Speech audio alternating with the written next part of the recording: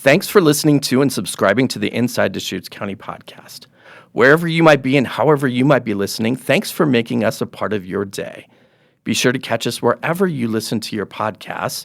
You can also find us on Deschutes.org/podcast. Deschutes County is an amazing place to live. Ease of access. Work and play. Great place to raise a family. I love the weather in the high desert. At Deschutes County, we provide excellent service. Beautiful. We're here to help you. Deschutes County is the heart of Oregon. Everyone wants to be here. From the Deschutes Services Building in beautiful downtown Bend, Oregon, this is episode 2 of the Inside Deschutes County podcast. I'm so glad they brought us back for episode 2. That would have been really bad. I'm your host, Eric Brion. We have a full house today. We have 3 guests/co-hosts. Deschutes County Commissioner Phil Chang is here. Welcome.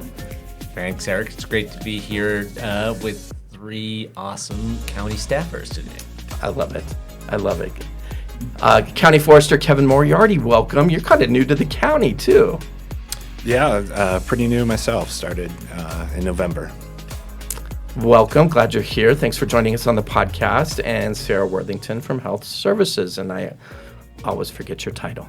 Good morning, Eric. Nice to be here, and I am the Climate and Health Coordinator. Welcome. Welcome to you all to our second ever podcast. We're going to get into a lot of topics, things happening around the county, a lot of good things. I was thinking to myself today, I've worked with Sarah for more than a year on various projects, and today is the first time I've seen her in person. So that's kind of new. It's kind of exciting that we can work together now. Delightful to be in 3D. Good to meet you finally in person, Eric. And of course, I see Commissioner Chang in the halls, and he's doing county business all the time. So welcome to the podcast. Thanks. It's nice not to be rushing by you in the hall. And of course, you do the Coffee with Commissioner events, and you've got all kinds of things going on right now. Yeah, there's a Coffee with the Commissioner event with me on Thursday morning at from 8 to 10 a.m. at Cafe Deschutes in Bend. Nice. What's your coffee of choice?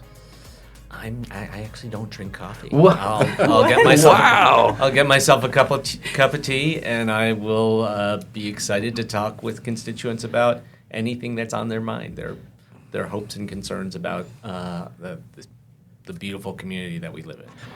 Well, that's great. These have been pretty well attended, and so we've had a few of those so far, so that's great. So we hope that people who listen to this podcast will show up and go have coffee with the commissioner and talk about the things that are happening around the county. So eventually we'll get into our discussion. We want to talk about wildfire season. We want to talk about prescribed burns.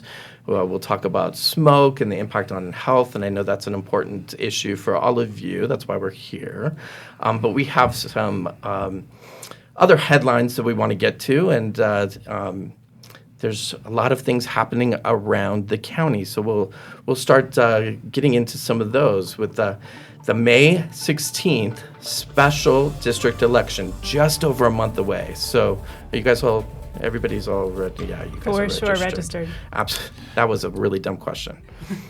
I am registered now. It actually took a couple tries, but I'm registered. There you go. They didn't appreciate my signature the first time. That's an important thing too, Yeah. because I've talked to the county clerk about that. That's a whole process about verifying signatures and all that. So Yeah, the document I signed was apparently not sufficient. So. you just have a horrible signature, or what's the deal That here? must be quite a signature. Yeah, I think I didn't do it as sloppy as I usually write my signature. So, yeah. Not believable. Yeah. Well, the election includes contests for local special district board members, as well as some other local ballot measures. Tuesday, April 25th, is the voter registration deadline for the upcoming election. And if you're not registered, you can go to oregonvotes.gov/register. Yeah, I just want to say I hope people will make sure they're registered to vote and will participate. May elections in non-presidential years are often some of the lightest participation elections that we have, and there are so many important positions that are determined by these elections. School board members, library board members, COCC board members, and others. So hope everyone will make sure that their registration's up to date and will participate in May. And OregonVotes.gov is also a good place to double check your status too. So I think you can go there, double check, make sure that you're all signed up and able to cast that vote. So that is very good. We also want to give you an update on the mule deer inventory project. Lots of interest on this one, and Commissioner, I know you're heavily involved in this one. But simply put, the county, I believe, has been asked by Oregon Fish and Wildlife to regulate additional areas for the mule deer. First of all, do you know what a mule deer is? It's the kind of deer we have here. It's not a white-tailed deer. I've learned that. So it's the one with the Big ears. That's why big, they're the named big mule deer. antler. Yeah. Big ears. Oh, big ears. Right. They look, not as big as a mule, but big enough that they remind people of mules. Well, see, that's interesting because I was told it was the fork in the antlers that made it different. Maybe Forster. Come on, have you seen some mule deer? No, it's the ears. It's the Really ears. what it is. Hey, that's why we do this podcast, is to educate people on things like this. So lots of interest. The Planning Commission will continue its public hearing April 27th because there's just been a lot of interest on this. And this is kind of the back and forth between environment and economic interests and Yeah, I actually don't think that there's that much kind of conflict and controversy about this as some people have tried to make it out to be. What we know is that the mule deer population in Deschutes County is crashing. It's 50% less than it was just a few years ago. And one of the big reasons is loss of habitat and loss of connection between habitat as deer are trying to migrate between summer range and winter range. Our ODF&W, the Oregon Department of Fish and Wildlife, did help us assemble some new data to understand better where the deer are and what habitat they're using. And this inventory update is an opportunity for the county to recognize where important habitat is and to ask people to restrict or reduce certain kinds of activities and certain kinds of land uses and emphasize other ones. Are you involved in, Kevin, are you involved in this project at all, or at least aware of kind of, as obviously that's where these mule deer are habitating, is a lot of the forestry, but of course they're probably coming in closer too, I would imagine. Yeah. No, just loosely. I'm not really involved. Just aware of, we designate winter range as far as areas for mule deer, and that is a really sensitive time. It's during the winter when they're don't have those food resources and are migrating, and so that is a time where it's really sensitive. I think like Commissioner Chang was saying, we really are trying to expand what the actual range is for their winter range of what that might be. So just doing more inventory, trying to understand better what those corridors they use and things like that. So, And of course, you know about the ears. yes. It's very, yeah. If I've learned anything today, it's about that. Some big changes coming up on the vaccine clinic, the COVID vaccine clinic. So our last regularly scheduled walk-in clinic, it will occur Wednesday, May 10th. So this is a change. Public Health is going to start prioritizing vaccinations for the vulnerable and the high risk. There will still be some scheduled clinics. So this is a change that we wanted everybody to be aware of. And then, of course, we've got Fire Free coming up. Kevin, I know you know about this. So it's really time to put the snow shovels away, although it just snowed here like hours ago. So Yeah. time to put the snow shovels away, but pull out the rakes and the shovels and put some safe space in between your home and things that can burn, right? That's kind of what this is about. Yeah, we have a whole fire food program for Deschutes County and actually some of the neighboring counties too. Kind of coordinate with us on that event. At Not Landfill, May 6th through the 21st.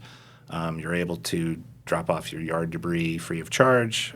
They're open from 7 to 4:30, and then we also have the Redmond, Sun River, and Sisters transfer stations as well that you can drop off your debris. Sarah's going to do this, right? I have a yard waste bin.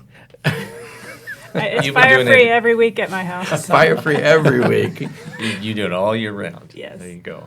That's awesome. Well, it's a good program, and I'm glad that we're getting into that time of year to start thinking about wildfire. Yeah, and this is one of the most important things that residents of our community can do to increase the likelihood that their home is going to survive a wildfire.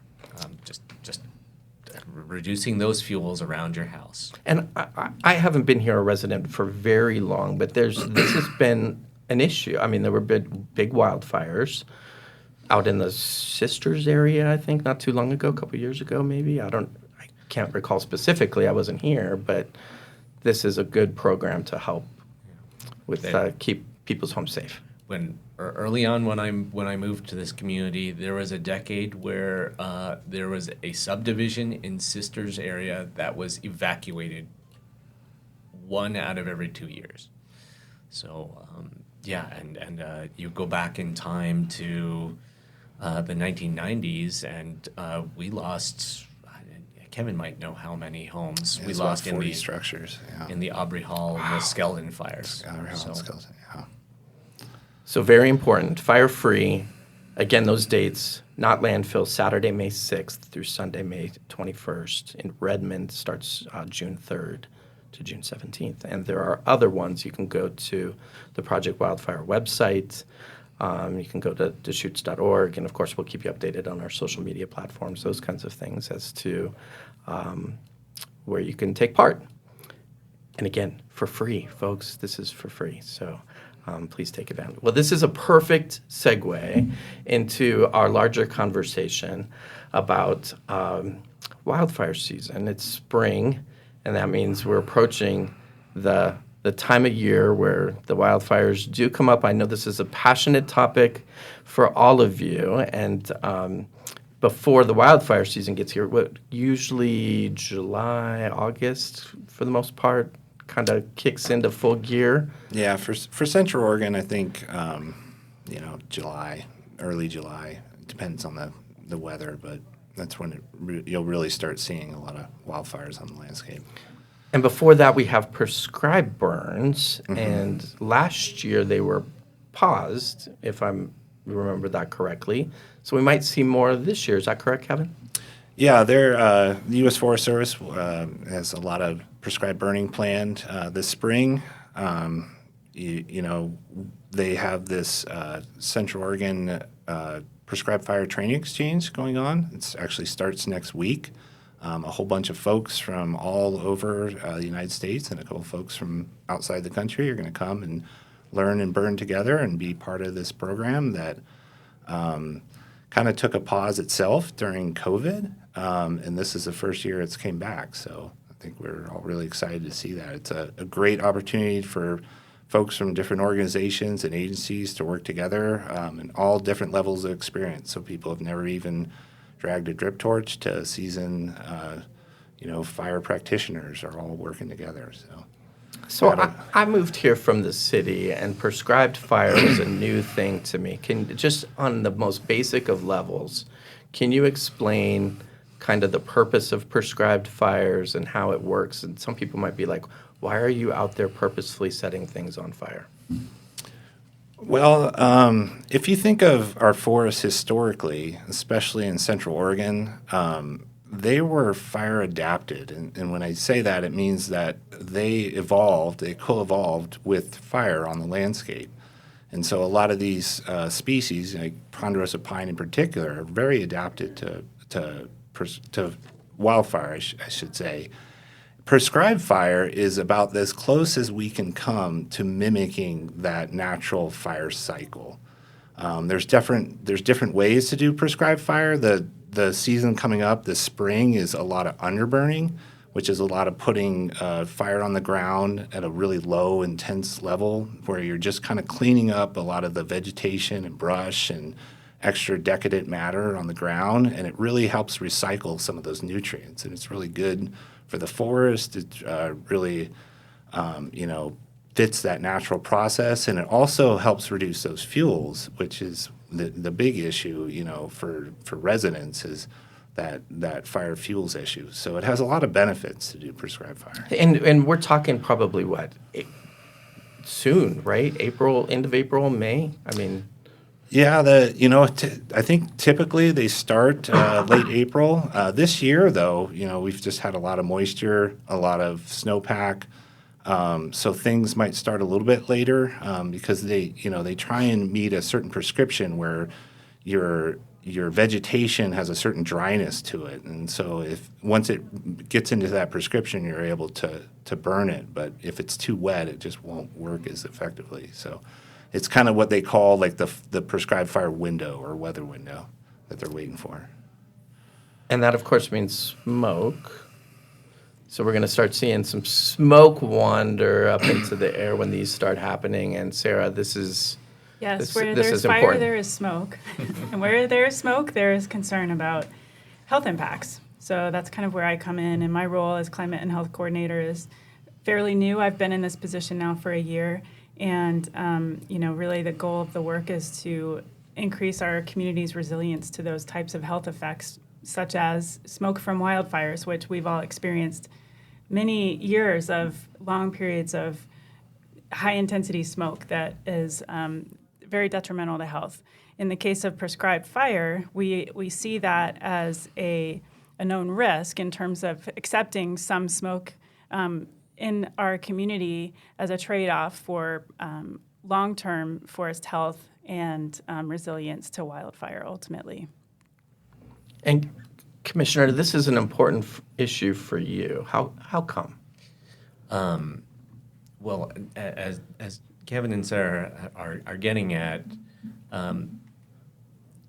for us to be safe in our community from fire, we actually need to have fire in the forest.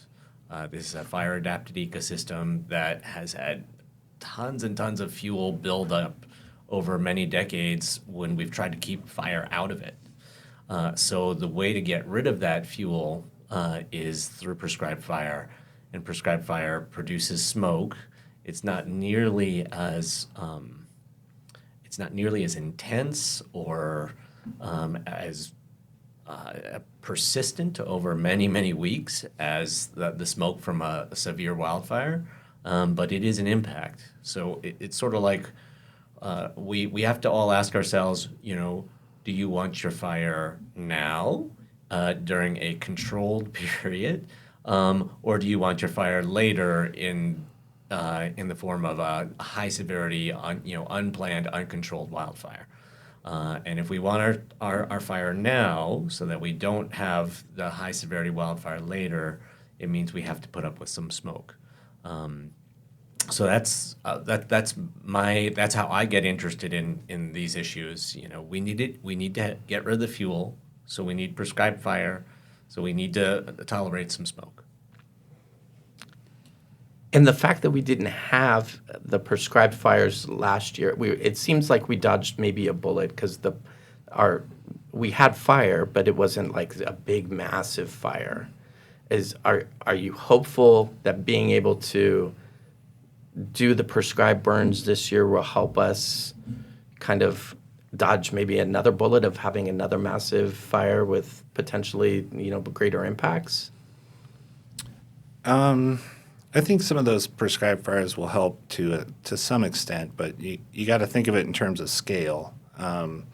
Wildfires in the West, especially in the summer, July, August, are almost a Western issue. When I say that, like, we can get smoke from California, we can get smoke from Canada, we can get smoke from Washington. So we can do what we can locally, I think, which is really helpful to, help reduce potential of wildfires. And that's all we really can do. But, there is impacts from smoke from all over the western United States during the summer. We're here with County Forester Kevin Moriarty, Commissioner Phil Chang, and Sarah Worthington, a climate and Health coordinator. health coordinator. I always forget. And talking about wildfires and smoke and the impact. And is there just a fear that this is just the new norm now? I think a lot of people are just kind of coming to grips with the fact that this is just every year now. Last year we put out even new messaging in regards to, we created commercials. There were all kinds of things. Are people, will they become numb to this, or how do we kind of keep it in the forefront that this is still something to pay attention to? Well, it is true that people don't seem to care about smoke when it's not smoky, right? So there is that need for the urgency to get people's kind of attention oftentimes, but I think what we're seeing is this trend towards hotter, drier summers, and overall the trend of having reduced snowpack does mean that we are facing many years of likely higher fire risk than previous years in the past. And what that means is that we will, regardless of the treatments that we're able to provide on the forests in our region, we will see smoke impacts from fires, as Kevin mentioned, that might be near, they might be far away. And so what we can do in public health is really help support educating our residents around what they can do to mitigate the impacts of smoke in their home, in their day-to-day life, when they're taking their kiddos to school, when they're going to work, when they're planning for outdoor recreation. And that's the message, right? Is just keep it top of mind. I mean, because there's so many people that the smoke can impact, right? I mean, just the vulnerable, the people who can't take care of themselves perhaps or need help. And start early. Smoke affects everyone essentially, but there are some people who are exposed to more harm from smoke, whether it's children, older adults, people who have existing chronic conditions affecting their heart and lungs. These are all people that might experience more extreme symptoms, acute symptoms, but there's also a lot of research showing that long-term exposure to smoke likely has some other effects that we might not necessarily see in terms of acute symptoms. And we really need to, I mean, what Sarah is saying about kind of we need to plan for it and we need to adapt. And what you were asking, Eric, about, is this the new norm? I can tell you that there's a lot of fuel spread across millions and millions of acres of the western United States. There's a lot of unnaturally high fuel load across millions of acres in the western United States, and we will, with the climate getting hotter and drier, fire seasons getting longer, we will have a lot of smoke for many years to come, and it's really important for people to adapt, and that can be things like I was just talking to our fair board, our Fair and Expo board the other day about how the first week in August may not be the ideal week for them to hold the county fair. Interesting. Kind of commercial activities, events, our daily routines. People might even think about taking vacations in the switching things up, right? Leaving the area in the middle of August because there's a really good chance it's going to be very smoky here in the middle of August. So just being aware of that and planning ahead and changing your expectations is something that we can all do. Kevin, I'll give you the last word on this. Is there a message that you would want to get out in regards to wildfire season? Obviously, the impacts of smoke, super important, but in terms of county forestry specific, what message would you want to share with people?